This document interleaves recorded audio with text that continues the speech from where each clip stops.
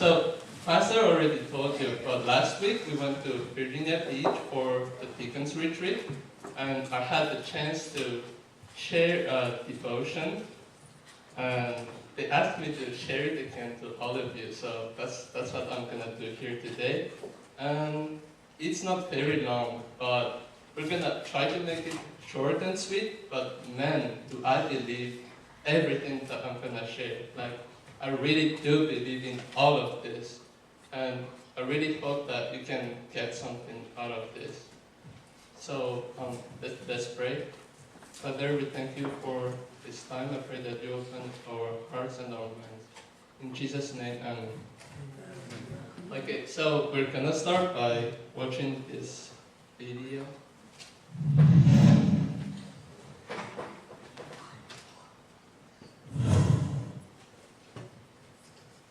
Am Start, Sebastian ist da, der läuft am Start, der Countdown läuft. Dann zählen wir von jetzt an von 10 runter. 10, 9, 8, 7, 6, 5, 4, 3, 2, 1. Und dann läuft Sebastian los. Der erste Weg ist zu den Fernseher.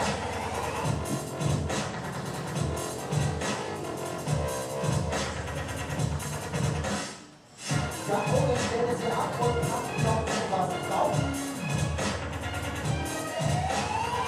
Und da hat er die ersten 2 Fernseher sicher.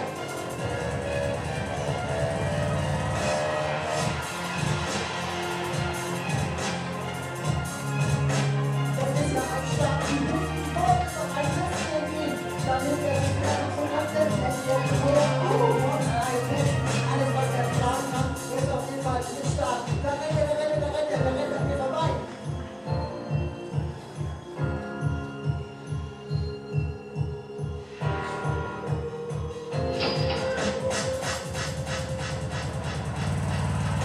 Jetzt kommt er langsam weiter. Artistry schaut als nächstes. Geht er, glaube ich, zu den Spielern des Kameras. Da bin ich mir sicher.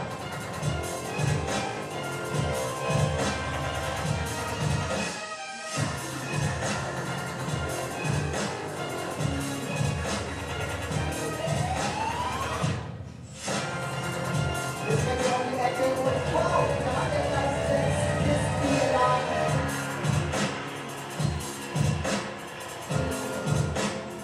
Macht er ein bisschen schlapp. Sebastian, da geht doch noch mehr, da geht doch noch mehr. Komm, das passt so.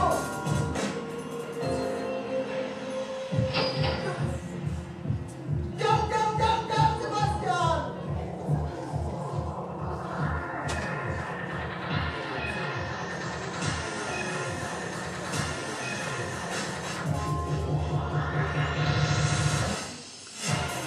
Ja, jetzt bei den Händen, jetzt bei den Händen.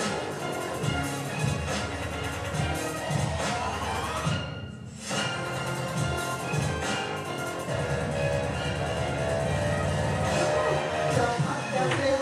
Oh, da verliert er aber 2 Samsung Galaxy und noch ein Samsung Galaxy. Jetzt hat er 3 Samsung Galaxy verloren. Jetzt muss die Entscheidung zurückgehen. Oder wir gehen auf den Weg der Mannschaft noch mal abwägen. 11 Sekunden noch. 11 Sekunden noch. Und jetzt ganz zum Schluss. Ja, der Kühlschrank ist der Welt. Der Kühlschrank für die Wohnung. 1 Sekunde und da ist es vorbei.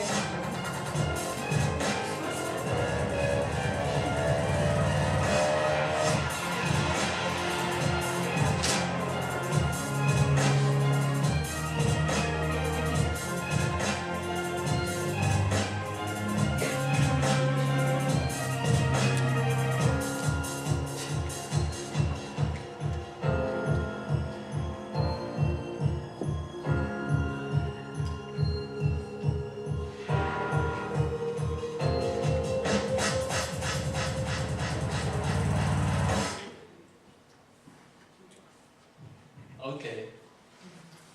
Alright, so I was on Facebook and the video came in my feed and I watched it. I found it really entertaining, just seeing someone grabbing free stuff. And then sometimes later I realized that it was actually a really, really good illustration of our life on earth. So that's what I'm gonna talk about today, and specifically, I'm gonna talk about the importance of perspective. So before we dive into that, let's read Colossians chapter 3, verse 1 to 4. So if you have been raised with Christ, seek the things above, where Christ is, seated at the right hand of God. Set your minds on things above, not on earthly things. Amen. For you died, and your life is hidden with Christ in God. When Christ, who is your life, appears, then you also will appear with him in glory. Praise the Lord. Okay, so what happened in that video was, I think it was very clear. Basically, the one guy was selected to play the game where he has 156 seconds to grab anything in the store. And everything that he got at the end of the timer was all given to him. That was the game, so that's what you saw. So let's talk about perspective. Let's talk about that guy's perspective. He was given 156 seconds. 156 seconds is roughly about 2 minutes and a half. And so here's the question that we ask. Let's compare 2 minutes to the rest of his life. Let's compare 156 seconds to the rest of his life. Would you say 2 minutes in that case is a short time? Would you say 156 seconds is a very short time? Would you say it's extremely short? I want to argue today that 2 minutes is practically nothing. It's not even short. 2 minutes is nothing. So of course, he's gonna run as fast as he can. Of course, he's gonna grab everything he can. Of course, it doesn't matter if his legs are tired. It doesn't matter if his arms are tired. It doesn't matter if he's out of breath. It doesn't matter if he's tired. Because it's 2 minutes, it's nothing. Of course you're gonna do that. Anyone in here, I'm sure is gonna do the same thing. Do we all agree? Right, so now, let's use the perspective into our lives. And we're gonna ask the same question, but now it's gonna be just a little bit different. Now instead of comparing 2 minutes to the rest of your life, compare your life on earth to eternity in heaven. Amen. I'm gonna ask again, would you say it's a short time? Would you say it's a very short time, extremely short time? Or do you agree with me that once again, your life on earth is absolutely nothing? It's practically nothing. But what you do during this nothing that you call life on earth will have eternal consequences in heaven. So Paul explains it perfectly in 2 Corinthians chapter 5. Starting from verse 6. So we are always confident and know that while we are at home in the body, we are away from the Lord. For we walk by faith, not by sight. In fact, we are confident and we would prefer to be away from the body and at home with the Lord. Talk about perspective, talk about setting your minds on the things above, not on things on earth. Look at Paul. He's literally saying that he wants to die and be close to God. That's his set of mind, not on earth. It's in heaven. He says he wants to die. When he says to be away from the body, that means he wants to get out of here and be close to God. That's Paul setting his mind on things above. Therefore, whether we are at home or away, we make it our aim to be pleasing to him, for we must all appear before the judgment seat of Christ, so that each may be repaid for what he has done in the body, whether good or evil. I want to read that last sentence again. For we must all appear before the judgment seat of Christ, so that each may be repaid for what he has done. And now this phrase is really important. In the body. It says in the body. In the body means on earth, during your life on earth.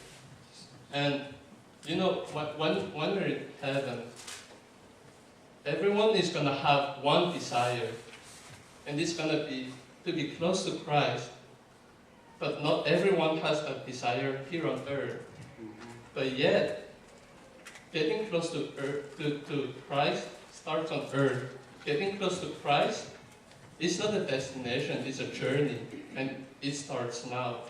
Amen. So what does it mean practically? It means that if your life is that short and you can only get rewarded for what you do here during that short time, it means that you have to give your maximum. That's it. That's the point of everything. You have to give the maximum that you have. You have to do everything that you can. And even if you're already serving, you know, maybe you think that you're already serving God, which is good, but let's look at what's at stake. Look at what's at stake. Heaven, eternity in heaven. Ask yourself honestly, am I really doing the maximum that I can do? Yes, I am serving, but am I really doing all that I can do? So picture this. Okay, imagine I was playing in that game, right? And say my family was there watching me.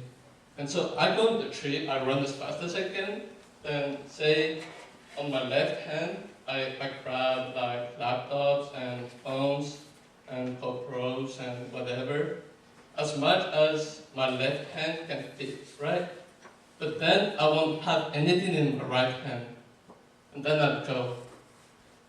And then my family is, of course, going to ask me, what are you doing? Why are you not carrying anything in your right hand?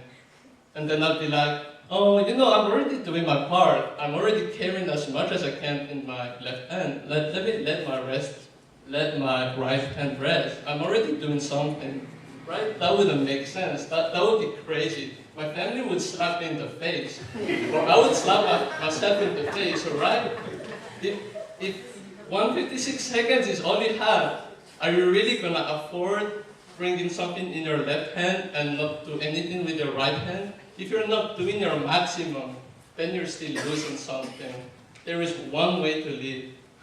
Give your maximum. So, if we go back to that illustration, the video, if you paid attention to the timer and you look at how the guy was behaving, right? At some point he had 156 seconds, then in the middle he had, say, 70 seconds, and then at the end he had 3 seconds. But during those 3 times, he was giving his maximum, right? It didn't matter what time he had. He gave his maximum. So what does it mean to us? It means it doesn't make sense to say, oh, I'm still young, I still have all my life in front of me, you know, I have all my 156 seconds. I'm gonna sit down and relax for 40 seconds, and then I'm gonna grab whatever I can. That would be nonsense. It doesn't make sense to say, oh, you know what, I'm an adult, like, I'm really busy, I'm gonna wait until I have free time, and then I'm gonna do whatever I can. Or doesn't make sense to say, I'm old, you know, I only have like little time. It's not worth it. If you saw that guy, at 3 seconds, he went in to grab that red thing, which I don't know what it was. Yeah, probably a fridge, yeah. At 3 seconds, he still went in. As long as we have time, right? As long as we have time. One way to live, one way. Give your maximum. We stop when our timer says 000 seconds. That's when we stop. Amen. As long as we have time on our clock, then you still gotta be running and running and running and grabbing and grabbing and grabbing. So, you know, and it's even different with us, because that guy, he knows exactly how much time he had. He knew he had 156 seconds. We don't even know how much time we have. We don't even know, so we can't even try to manage our time. Jesus said in Mark chapter 13, verse 32 and 33, Now concerning that day or hour, no one knows. We don't know, neither the angels in heaven nor the Son, but only the Father. Watch, be alert, for you don't know when the time is coming. We don't know when the time is coming. You might be thinking, oh, I still have my 156 seconds. What if Jesus comes back in 1 week? What if he comes back tomorrow? What if he comes back in 5 seconds? You don't know how much time you have. That's even one more reason to not wait. Don't wait. You don't know when Jesus is coming. Don't wait. It's gotta start now. Amen. You know, later, I watched the video on Facebook and then I went to the comments. So, most of the comments were guys saying, oh, I want to be part of that. How can I play that game? Please choose me, choose me. And then there was this one guy that explained that actually, that guy was one of the best customer of the store. So, he's already been buying many things before. So, technically, the video, it's on YouTube, by the way, if you want to watch it later. It's called Man Has 156 Seconds to Grab Free Stuff. But actually, it's not free stuff. Because he paid a lot to get in there, and then he was selected randomly, but he had to pay to get in there. But we didn't pay. Someone else paid for us. Amen. Someone else paid for us. Amen. And you know when someone pays for it, the example I used back in Virginia Beach was when someone buys me food, or like even when someone cooks for me, I make sure to finish everything that's on my plate. Like it's just basic gratitude. And also, you know, my parents paid for me to come and study here. So because they paid for me, even though I didn't always want to study, like I didn't always want to review for my tests or do my homeworks, like I'd rather be watching TV or playing Fortnite than doing my homeworks, right? But because someone paid for me, then it changes everything. It changes your behavior. It changes your attitude towards the thing that you're doing. When someone pays for you, then you need to make sure to honor the price that has been paid for you. It's just basic thankfulness. So if you think that God Himself paid with His life Amen. for you to be able to get rewards, because you earn your rewards, but you don't earn your salvation. That's right. You don't earn your salvation. Someone paid for that. The least that you can do, the very, very least that you can do, is to give your maximum. You gotta give your best. That's the only way. If you look at it with the perspective that we saw, is there any other way? So, as JJ comes up to lead us with this song, I want to ask you, like, if you've been living with me, then I've told you this many times. I've asked you, what is the worst feeling ever? And for me personally, it's not sadness, it's not disappointment, it's not frustration. The worst ever feeling for me is regret. And I don't want to regret. Like when I see Jesus for the first time, face to face, I don't want to regret. I don't want to say, no, I could have done more. I don't want to say that. I want to be able to say, I gave it everything I had. And I want to hear, well done, good and faithful servant. That's my desire. So, if that's your desire that you have 156 seconds and it starts now, your move.